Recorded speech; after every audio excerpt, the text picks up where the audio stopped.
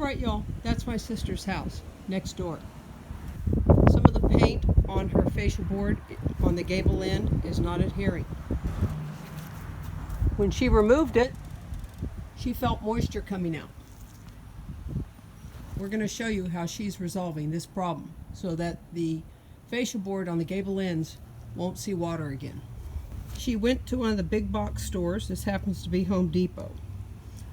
And she got some galvanized metal that's 6 inches down by 4 back. This is actually wall to roof flashing. Before you prime it and paint it, you use vinegar, y'all. White distilled vinegar. She put it on with just a piece of towel here, or really t-shirt. After you put that on, you want to rinse it off with distilled water. The reason you use the white vinegar on galvanized metal before you paint it is it cleans off the oil they use when they machine the metal. Then you're ready to put some primer on it and paint. If you use oil-based primer on galvanized metal, it will peel off eventually. So don't use oil-based primer. Use latex-based primer on galvanized metal. So she has primed this with Zinsser 123, 1 coat of primer, 2 coats of paint. Now she's going to paint this. She's got 4 pieces of 4x6 galvanized metal flashing to use on the gable end of this house. She's also got a shed roof over there she needs a little piece for. Then we're going to show you how she puts that up. But I'm going to show you my house. When Sister and I roofed my house 2 years ago, we put 4x6, 6 inch down, 4 inch back, flashing on the gable ends where the fascia is, so that that fascia never sees any water or rots. We also put a little piece right there at the apex. We use this flashing in a shingling effect. So we put, we start at the ends, put a piece of the flashing, then another piece. You can see the breaks in it here.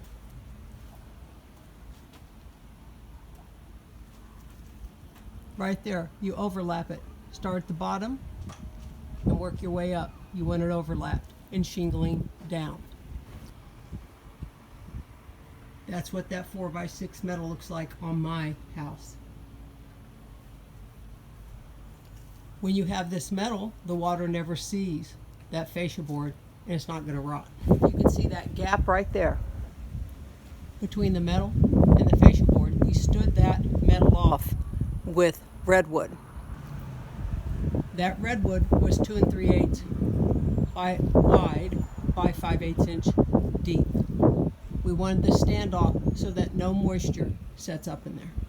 This is the piece of redwood we use to stand off the metal from the fascia board on my house. We let it past the fascia board just a bit. So with mine, the roof was not yet done, the shingle's on, so we were able to nail the 4 inches back onto the sheathing of the roof and then come straight down. Because her roof is already done and has drip edge on it, she's going to cut the metal right about there. And then put this piece, the 6 inch side, up under the existing drip edge. She's going to use some standoff too, so that moisture doesn't set up between the fascia board and the metal. This is the shed roof part right here.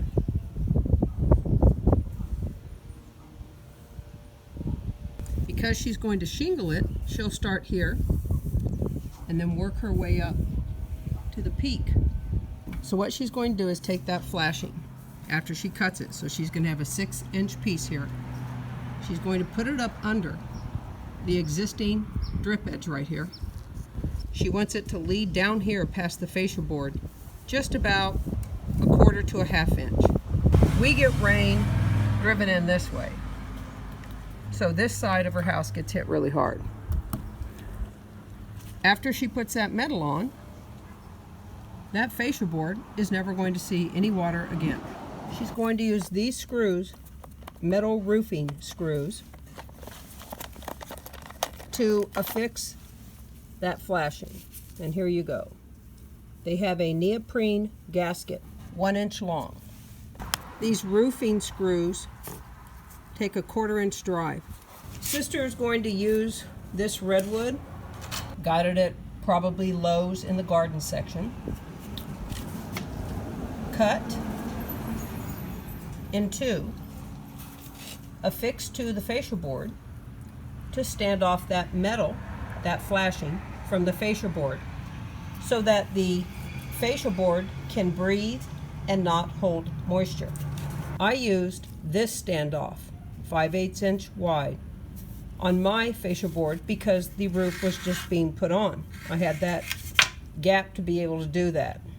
She doesn't have that gap or that ability because the drip edge is already there. So she's going to use this. If you're just going to do your roof or redo it, I'd recommend this. It's a wider gap. She's got 3 pieces she's going to rip with the table saw and cut in half.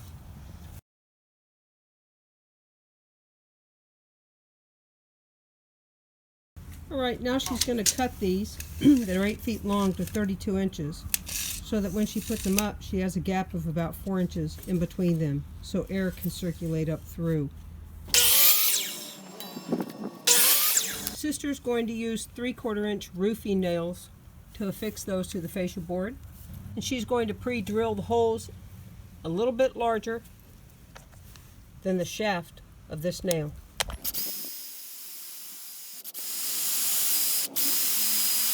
All right, y'all, this is how Sister affixed this redwood. She's holding it up about 1.5 inches, and she decided that she only needs 2 roofing nails in this, not 3, because the metal is going to be screwed in along here too. So roofing nails 3/4 inch. So her next piece of standoff is going to be about 4 inches away because she wants airflow to come up through here. So if there's any condensation, it'll dry out. She has another piece of galvanized metal here that comes down around here because she has this beam for the shed roof. She doesn't want that to rot out, so you put metal there. She's using that little piece of wood there to make sure she's measuring the same distance as the last piece of redwood from the bottom.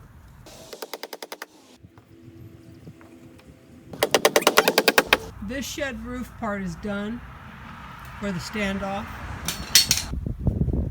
So Sister came up here, put that along there. Then there'll be a transition up to the peak of the roof. Sister's using tin snips, larger ones, so she can get the force on it to cut it right across the top of those pieces of flashing. This stuff bends easily, so you want to support it. Don't cut all the way to the end of your scissor cut. Yeah, there you go, y'all. Because it'll bind. Now Sister's cutting it on the ground because she doesn't want the metal to bend if it's unsupported. Holding up on your metal back here. Keep it out of the way of your hands. Don't cut them. Yeah, don't cut yourself on this metal, And it keeps them away from the scissors. Out of the... So hold up on that metal like she's doing with that hand right there. Keep that metal away from you, it'll cut you. And further back for the scissors clearance. Needs it. That's how you cut that metal. Sister's going to pre-drill this metal, like right there. She's using a drill bit that is larger than the shaft of that screw so that she can allow for expansion, contraction in that metal so it won't bind. She's going to sink a screw every 20 inches. And she's pre-drilling those holes before she puts it up. She has a piece of wood behind this metal. So those are the holes. So she's using a punch to make a divot, then she drills it. All right, y'all, we have a little piece of wood here that we put a pencil mark on. It's 2 3/4 long from there to there. We're using that so that when we make the marks for the screw holes, we're coming up 2 3/4 inches from the bottom, so that she's screwing this metal into that standoff and allowing the metal to go a 1/2 inch past the fascia board down.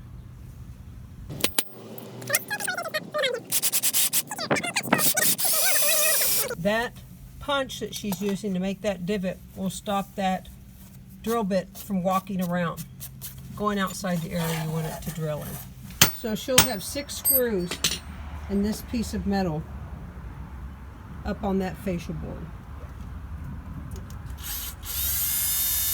Sister's cutting that enough that she'll have a 4-inch overlap when the next piece of metal meets it. She cut it at an angle there. So it's all pre-drilled. Now we're going to go put her up. We'll show you what it looks like after, because we need all 4 hands. We have these blocks. This is a 1/2 inch wide right here that we're going to put up like that to drop the metal and make it flush right here so that we know we're a 1/2 inch down. That's what we want. We want to be a 1/2 inch past that fascia with that metal down. You see what she's doing there, y'all? She's holding the left side with her hand to flatten out that metal as she works along. She's pre-drilling prior to putting in that roofing, the metal roofing screw. She had to cut that metal where that beam is coming out and then use a metal bender to bring that up. Remember, y'all, these spacers, 1/2 inch right there, so you don't go below what you're supposed to. Here's an up close and personal. Sister has done those over there, and I was over here holding that. Oh. See it up under the drip edge? No water is going to get to that fascia board. There's a little gap right up here. We're going to put some Vulcan in that. Use your level on your drill if you have one. So watch your level, not your drill bit, for a second.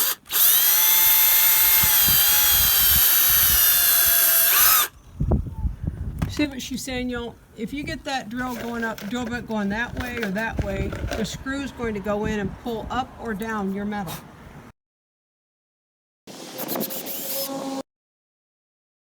If you use a nut driver rather than the drill, you won't ruin your metal by putting a divot in it by over driving it. That's how she looks, y'all. She pretty. Most importantly, she is going to be, it's going to work.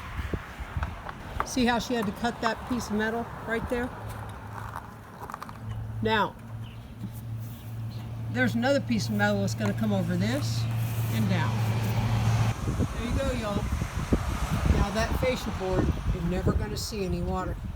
But it will get airflow in there. So if moisture condenses on the cold metal on the inside, It'll come it won't out. constantly touch the wood and it'll drip out. That's right. It can dry out. Yeah. So you see the gap along here? That's that standoff we put up. That you need. So you can have airflow through there to dry out any condensation that gets between that metal and that fascia board. There you go, y'all.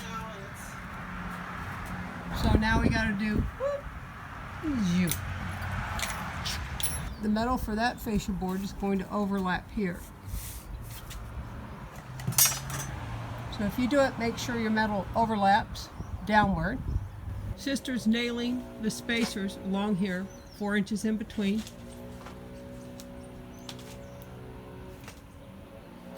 And then she'll nail them down to there. Then cut the metal and the metal goes up.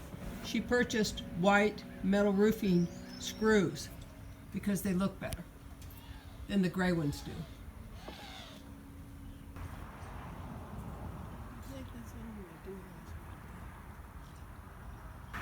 Sister's put all the spacers up for this side. Cut that metal over there, and now we're going to put it up. She pre-drilled that metal prior to putting it up.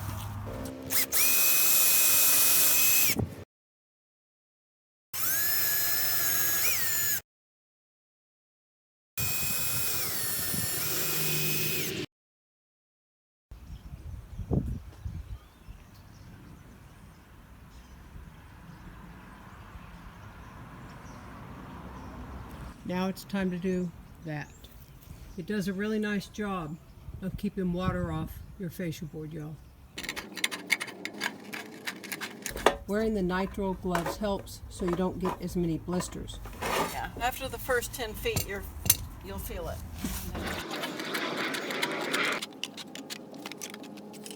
All right, y'all, we finished the shed roof part up to the top and over the peak. All right, y'all, you see that little piece at the peak of the roof? That's over the metal that we put up. Here's how you do that. You get yourself a piece of metal cut from that flashing. It's about 5 inches wide by 8 inches long. You cut up here angles that are consistent with the angles or the pitch of your roof. Then down here on the bottom part, you take something like this. These are metal benders right here. This is a metal bender. Or you can use a piece of wood. And you bend this bottom part out just a little bit, so that when the water comes down from the peak of your roof, it goes off and down. You see how that little piece is angled out at the bottom there?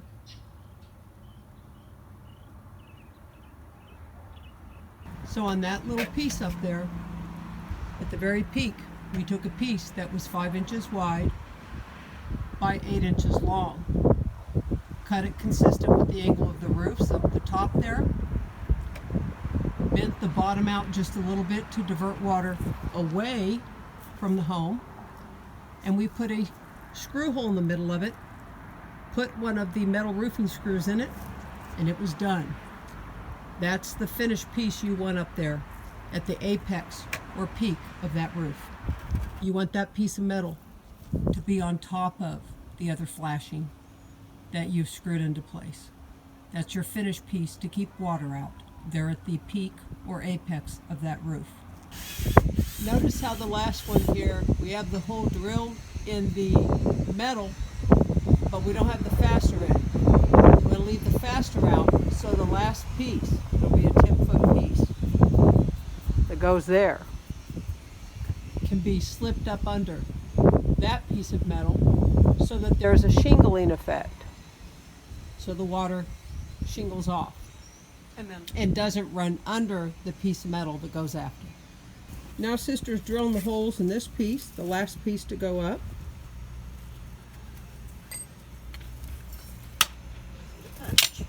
Got to put her to work so she don't get old.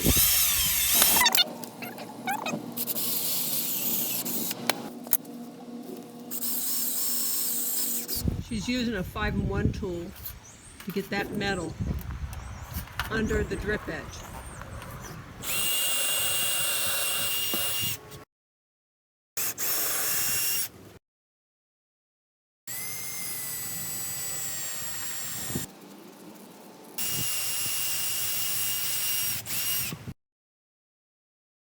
All right, y'all, it's finished now. The flashing is all along the fascia board.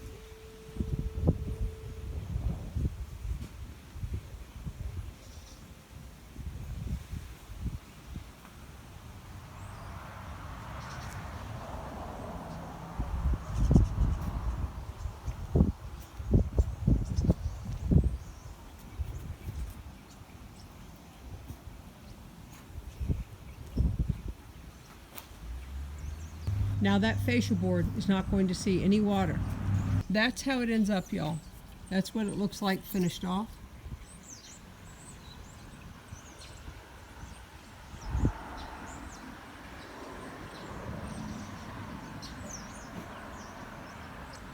And that's where we ended up here. Sister's going to do a little touch up on the paint and then we're done. And that's how we protect fascia board from dry rot, rain, and failing paint. Hope it helps, and happy DIY.